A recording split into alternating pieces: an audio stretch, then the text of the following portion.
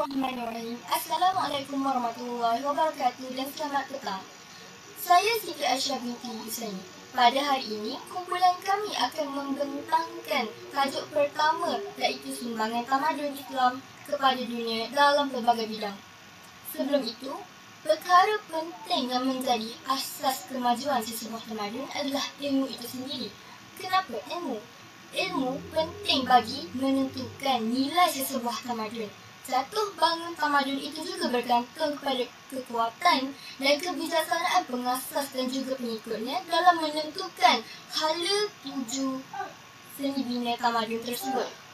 Ilmu juga menunjukkan identiti sesebuah tamadun. Malahan ia juga mampu memberikan manfaat kepada manusia yang lain.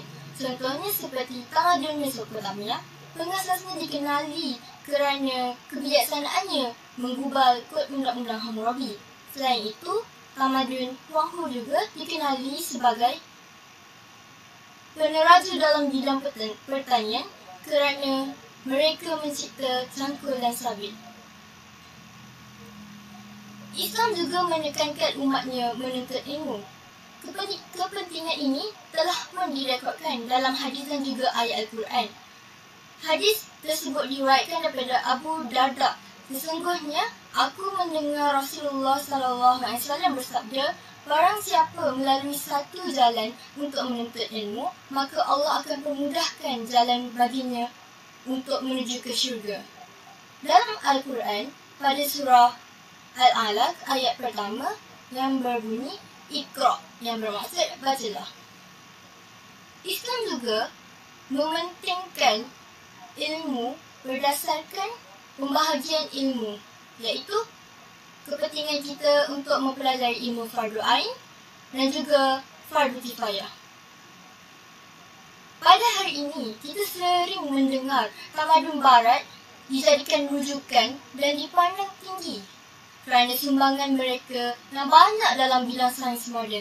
Contohnya seperti teori quantum mechanics oleh Stephen Hawking dan teori relativity oleh Albert Einstein. Tapi, ramai antara kita yang tak tahu tentang era Renaissance.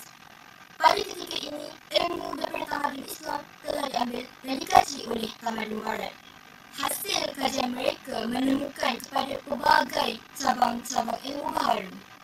Oleh itu, mari kita teruskan perbincangan kita tentang sumbangan tamadun Islam yang menjadi asas kepada ilmu yang kita perolehi pada hari ini, yang melibatkan perundangan, perubatan, pendidikan, penulisan dan sastera, matematik dan juga astronomi. Sekian sahaja daripada saya. Saya akan membincangkan tentang bahagian bidang perundangan, iaitu permulaan perbincangan ialah Piagam Madinah.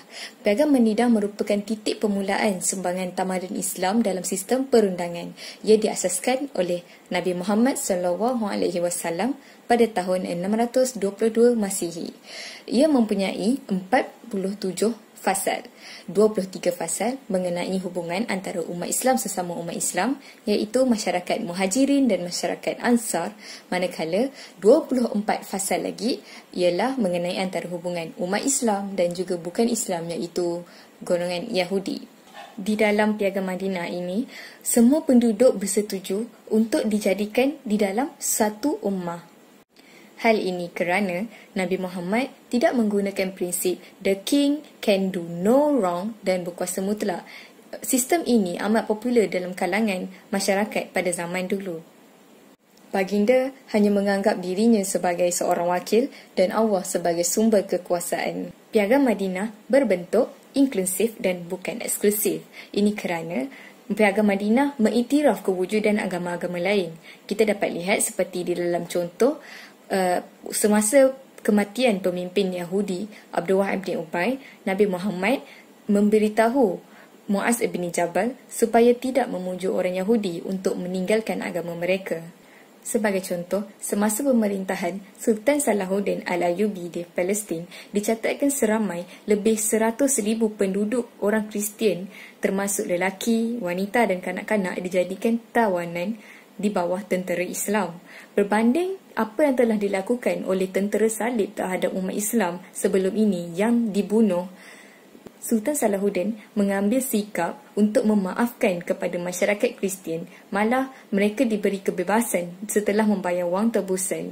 Secara menyeluruh dari kefahaman tentang Piagam Madinah, aspek penting yang dititik beratkan dalam perundangan Islam ialah keadilan. Sehingga hari ini, keadilan masih dianggap sebagai tonggak utama dalam penggumpalan undang-undang. Kepentingannya dapat dilihat dengan pertubuhan Mahkamah Keadilan Antarabangsa ataupun boleh dikenali sebagai International Court of Justice (ICJ). Tamadun Islam kepada dunia dalam bidang perundangan. Di Melaka contohnya terdapat 2 buah undang-undang yang mana banyak sekali tercorak dengan elemen-elemen Islam seperti Hukum Kanun Melaka dan Undang-Undang Laut Melaka. Begitu juga dengan Undang-Undang Pahang dan Terengganu. Jika dikaji dalam Hukum Kanun Melaka, mukadimah undang-undang tersebut dimulai dengan konsep keislaman dan ditarifkan kedudukan jawatan Sultan Mahmud dan Raja-Raja Melaka sebagai Khalifatul Al-Mu'minin, maksudnya pemimpin orang-orang mukmin. Juga di dalam undang-undang tersebut terdapat arahan kepada menteri-menteri, pegawai istana serta pasukan tentera untuk bertindak berdasarkan firman Allah di dalam Al-Quran dan menjalankan suruhannya untuk melakukan kebaikan serta mencegah kemungkaran. Apa yang dikatakan dalam Hukum Kanun Melaka ini amat bertepatan dengan laporan sejarah Melayu mengenai wasiat Sultan Mahmud kepada puteranya Sultan Auladin Yahya Shah dengan hadis Nabi yang mana setiap orang adalah pemimpin dan mereka bertanggungjawab di atas pimpinannya. Ia menuntut untuk rakyat setia kepada pemerintahnya dan pemerintah juga bertanggungjawab ke atas rakyat pimpinannya. Di dalam Undang-Undang Laut Melaka terdapat satu pasal yang mana diertikan nahkoda dan kapten kapal sebagai iman, manakala anak-anak buah kapal sebagai makmun. Begitu juga di Pahang, Undang-Undang Pahang dikatakan berkemungkinan telah menjadi perlembagaan negeri itu sejak tahun 1952. Negeri Pahang juga diisytiharkan sebagai Dar al-Islam dan Sultan Abdul Ghafur Muhyiddin Shah sebagai Khalifah. Majoriti Undang-Undang Pahang berlandaskan hukum Islam yang mana 68 daripada 68 pasal semuanya, 42 adalah terjemahan daripada Undang-Undang Fiqh Mazhab Syafi'i. Negeri Pahang juga dikatakan telah menjadikan agama Islam sebagai agama rasmi setelah ditakluki oleh Melaka. Di negeri Terengganu juga sistem pemerintahan negeri itu dicorakkan oleh pengaruh Islam. Ini terdapat bukti berdasarkan catatan batu bersurat yang mana terdapat penyataan bahawa hukum zina telah dijalankan. Bagi bidang pendidikan, ia dapat dimanifestasikan dengan percambahan institusi ilmu seperti perpustakaan, institusi pendidikan tinggi dan juga masjid. Bagi perpustakaan, pembinaan perpustakaan menjadi institusi ilmu iaitu dikenali sebagai Baitul Hikmah. Wujudnya semasa zaman Abbasiyah di bawah pemerintahan Abu Ja'far Al-Mansur yang pertamanya meminati ilmu pengetahuan ketika itu sehingga beliau mengumpulkan pelbagai karya dalam pelbagai bahasa untuk diterjemahkan ke dalam bahasa Arab. Namun begitu, kegemilangan tamadun Islam telah menjadikan setiap bandaraya utama di dunia Islam memiliki perpustakaan yang besar. Perpustakaan di kota Baghdad dan Cordoba dikatakan mempunyai lebih daripada 400,000 buah buku dan setiap perpustakaan mempunyai ribuan buku. Seterusnya, wujudnya institusi tinggi seperti Universiti Al-Azhar yang telah ditubuhkan pada hujung kurun ke-10 di Kahirah. Penubuhan institusi-institusi tinggi pada ketika itu juga cukup jelas memperlihatkan bahawa pendidikan tinggi di dunia Islam sangat mementingkan ilmu pengetahuan dan semakin berkembang pesat. Selain daripada itu, penubuhan sebuah universiti di Baghdad yang dikenali sebagai Nizamiyah pada tahun 1056 Masihi telah ditubuhkan oleh Nizam Al-Mulk. Yang terakhir ialah masjid yang dijadikan sebuah pusat pendidikan di samping mengekalkan fungsi masjid itu sendiri. Pada peringkat awal, masjid dijadikan tempat belajar sebelum munculnya institusi tinggi. Sebagai contoh, penubuhan Masjid Al-Azhar yang berfungsi sebagai institusi pengajian tinggi Al-Azhar yang berfungsi sebagai sebuah masjid dan juga sebuah pusat pendidikan. Bismillahirrahmanirrahim. Saya Ummul Mursyidah binti Muhammad Berpindah kepada sumbangan tamadun Islam dalam bidang perubatan, di sini saya mahu kongsikan dua tokoh perubatan silam yang mana mereka ini telah menyumbang ilmu perubatan iaitu dalam hasil kitab-kitab mereka. Tokoh yang pertama yang ingin saya kongsikan ialah Abu Bakar Muhammad bin Zakaria Ar-Razi. Beliau juga dikenali sebagai Ar-Razi. Beliau dilahirkan di Rey, Tehran. Antara sumbangannya ialah beliau mengarang kitabnya Al-Hawi yang merupakan karya terbesar. Kitab ini ialah kitab komprehensif mengenai bidang perubatan. Dan kitab ini mengisi 30 jilid.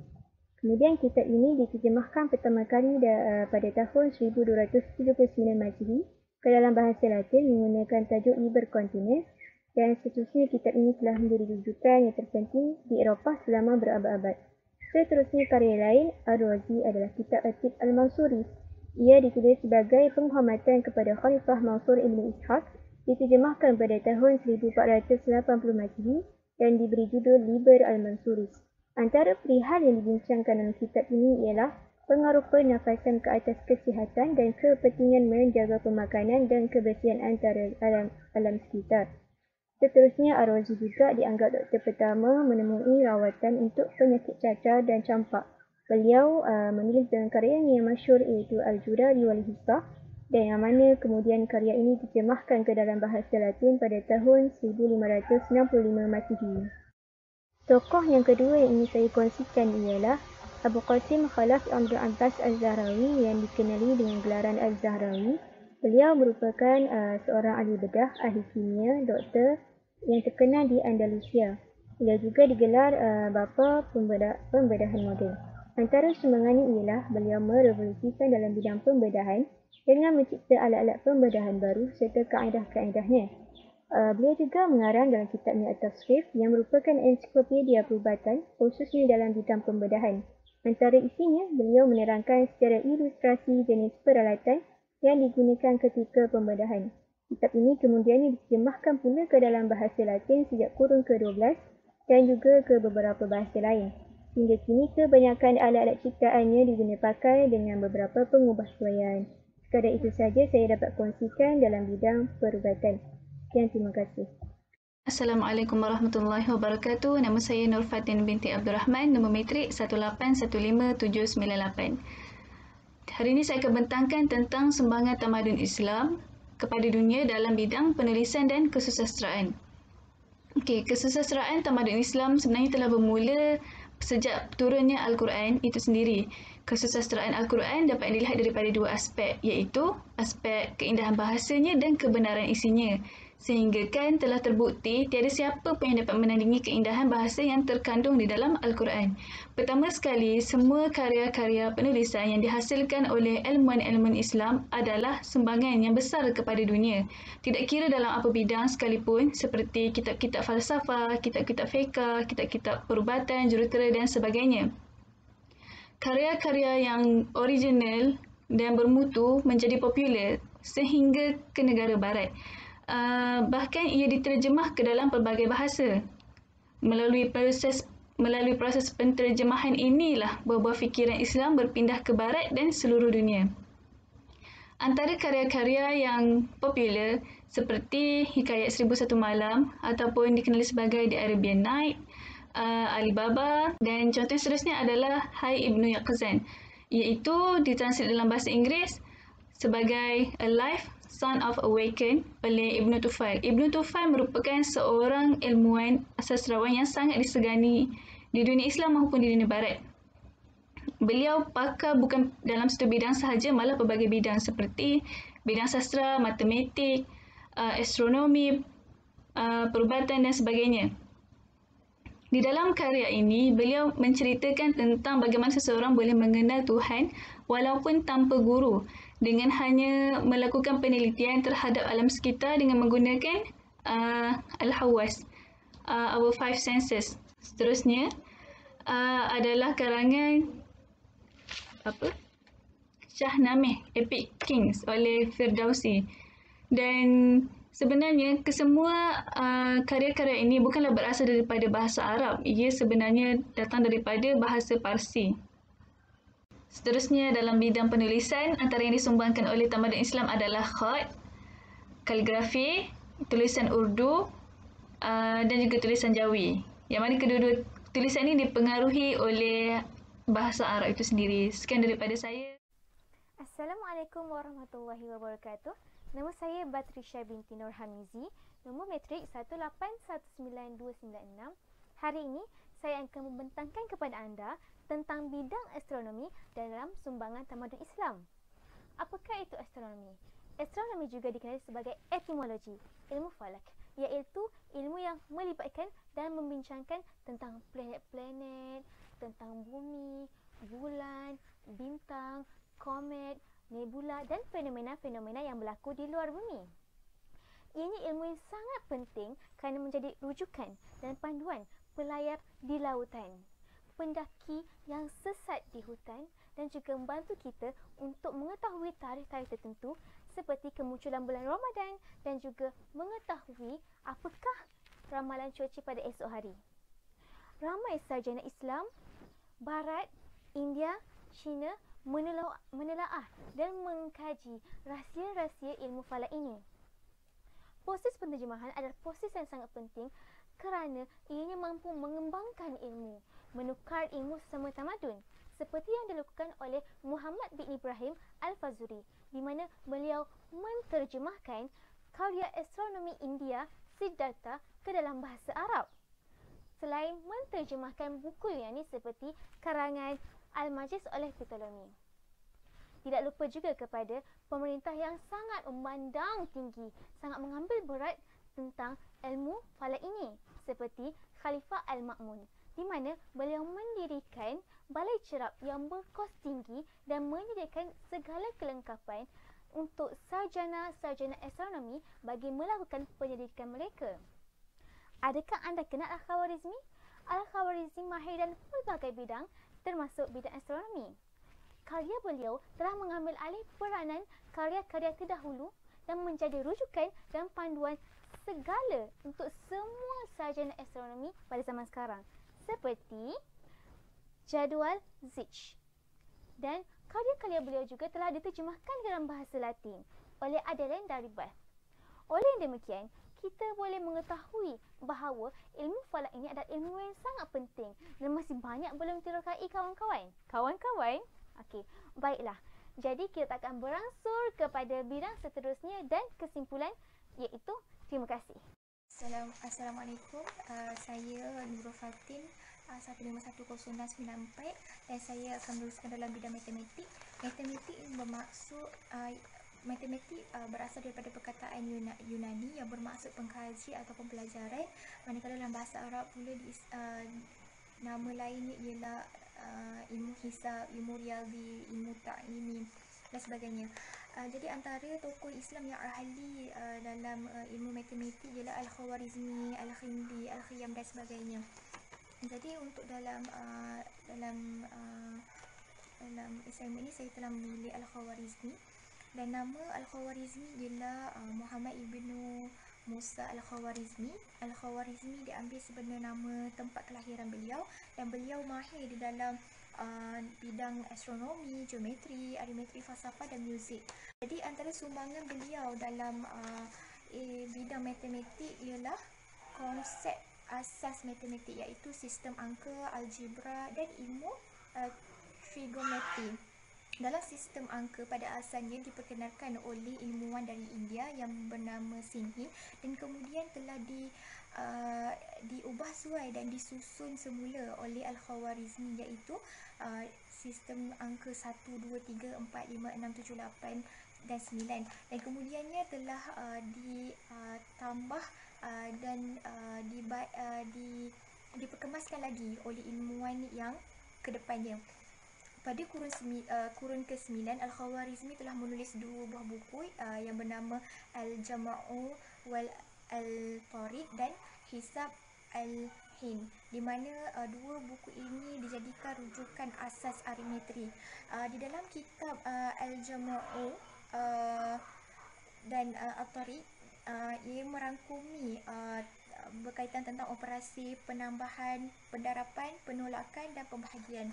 Dan seterusnya Al-Khawarizmi telah menulis buku Hisab Al-Jabar wal Muqabalah iaitu yang mengajukan contoh-contoh soalan matematik, dan kitab ini telah diterjemahkan oleh Gerard of Cremona kepada bahasa Latin dan telah dijadikan rujukan di Universiti Barat sehingga ke abad 10 dan disebut sebagai algebra. Sekian. Assalamualaikum warahmatullahi wabarakatuh.